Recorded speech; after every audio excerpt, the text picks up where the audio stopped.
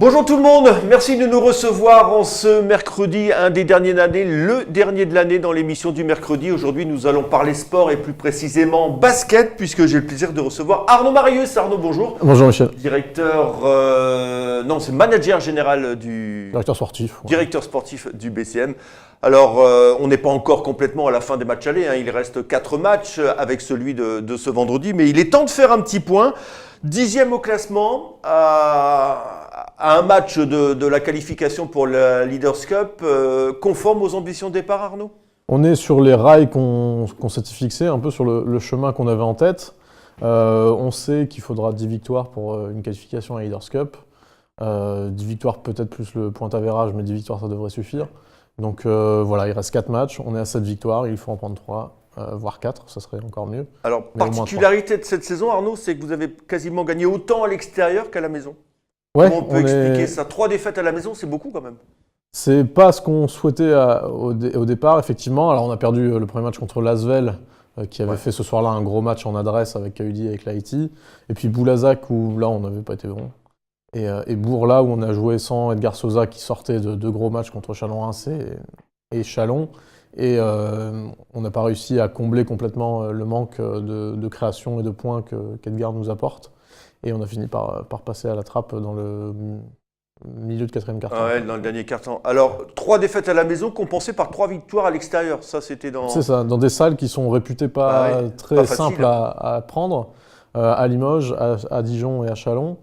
Tant mieux, parce que ça nous permet d'être dans les clous comptablement. Et maintenant, effectivement, il faudra enclencher un peu plus à la maison, faire en sorte que sur la phase retour, et puis même là sur les 2 matchs qui restent, on imprime un peu plus notre empreinte à Sportica. Ouais. Alors un championnat très, très hétéroclite quand même, parce que mis à part une ou 2 équipes qui semblent se détacher, en l'occurrence Strasbourg et l'Asvel, sinon le reste, il y a un ventre mou, ça n'a rien de péjoratif, mais il y a un gros peloton d'équipes capables de se battre et de... C'est ça, il y a vraiment l'Asvel et Strasbourg maintenant qui sont devant. Alors l'Asvel avec 11 victoires et Strasbourg avec 9. Il y en a 2 aussi détachés en bas. Et puis au milieu de tout ça... Encore les détachés qui encore, se ils sont à gagner, 2-3 victoires. Donc, et puis au milieu de tout ça, il y a quasiment 14 équipes qui vont se battre pour les playoffs, quoi. Donc c'est vraiment un championnat incroyable. Mais, on n'a jamais vu ça, je crois. Hein. Autant... On se le dit tous les ans, mais on a l'impression que tous les ans, ça passe encore une étape dans l'homogénéité. Effectivement, comme la Leaders Cup va se jouer dans un trou de souris, je pense que les playoffs, ça se jouera aussi dans un trou de souris avec plusieurs équipes qui seront à égalité et certaines qui n'iront pas peut-être à cause du point avérage ou d'un panier encaissé de trop. Voilà. Alors, c'est pas encore l'heure des bilans, hein, forcément, mais bon, des satisfactions parmi les recrues de cette année, des joueurs qui apportent, et puis inversement, hein, des déceptions.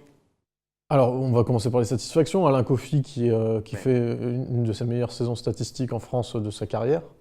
Donc voilà, en plus de ce qu'il apporte en dehors du terrain en termes de leadership, c'est le capitaine de l'équipe de France maintenant. Donc voilà, c'est quelque chose de... Encore là l'année prochaine. Il est sous contrat lui encore. Dans les satisfactions aussi, il y a Taylor Smith qui confirme l'année dernière, qui est même plus fort que la saison dernière. Il fait un point d'évaluation à la minute quasiment sur la saison. Et puis Edgar Sosa qui malheureusement a eu 2-3 pépins physiques depuis le début de saison. Mais il était dans le trou quand même. Qui a eu du mal après sa blessure à la cheville contre l'Asvel et qui était revenu là hyper bien avant Bourg, enfin avant le match à Chalon. Et qui, dès qu'il n'est pas là, nous manque quand même en termes de création et puis de danger permanent pour les adversaires.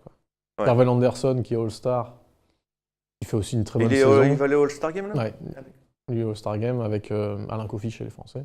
Un peu unidimensionnel quand même, Tervel Anderson, il est bon défenseur et bon shooter. Donc dans ce jeu un peu plus... dans ce jeu moderne, on va dire, dans le jeu actuel en tout cas, où il faut beaucoup shooter à 3 points, où il faut courir et tout ça, c'est un profil qui est intéressant. Ouais. Et c'est quasiment notre meilleur défenseur sur les lignes arrière. En tout cas, c'est lui qui s'occupe généralement du meilleur attaquant en face. Alors, match hyper important, on l'a dit, hein, ce vendredi contre Pau, avec Edgar qui sera de retour sur le parquet. Edgar qui sera de retour, oui. Il sera de retour, on aura bien besoin de lui, et puis on aura besoin de tout le monde au meilleur niveau, parce que Pau sort d'un gros match là encore contre Le Mans. Lundi. Donc il reste 4 matchs, il faut 3 victoires sur ces 4 rencontres. C'est ça, 4 matchs. Donc on va les rappeler. Hein. Ouais, donc on reçoit Pau vendredi, On va à Antibes le 27 décembre. Ouais. On reçoit le Portel pour le derby le 11 ou le 14 janvier. La télé ne s'est pas encore positionnée. Et on va à Fos-sur-Mer D'accord. pour le dernier match. Donc là, on en prend 3 sur les 4 et on voit Mickey en vrai. Voilà, et donc soyons pas la télé. ambitieux, visons 4 sur 4 même. Ok. Bah écoutez Arnaud, c'est tout le mal qu'on souhaite bien évidemment à cette équipe du BCM qui cette année, il faut aller chercher les playoffs quand même. Ça fait 2 ans que Il faut, ouais. qu'on les regarde à la télé, c'est bien quoi. Bah, c'est un objectif à la fois légitime et logique. Ouais. Mais dans un championnat aussi fou, effectivement, ça joue sur les détails. Mais Fou, on est là. il est fou pour tout le monde. Hein. C'est Exactement, que, ouais. Donc ça peut être ça peut aller dans la folie vers le haut. Et, ouais. Une et bonne aussi vers série. une bonne série, on se place Ouais. définitivement. Quoi. Et inversement, une mauvaise série, on est décroché. Exactement. Ok. Bah Arnaud, avec un petit peu d'avance, on vous souhaite de bonnes fêtes de Noël. Merci et également. puis une qualification pour les playoffs sous le sapin. Hein. Merci. Allez, salut Arnaud. Je sais. Et nous, on se retrouve l'année prochaine. Pareil pour vous, hein, passez d'excellentes fêtes de Noël et de fin d'année en général. Et on se retrouve à la rentrée. D'ici là, passez de bonnes fêtes. Au revoir Arnaud. Au revoir. Salut.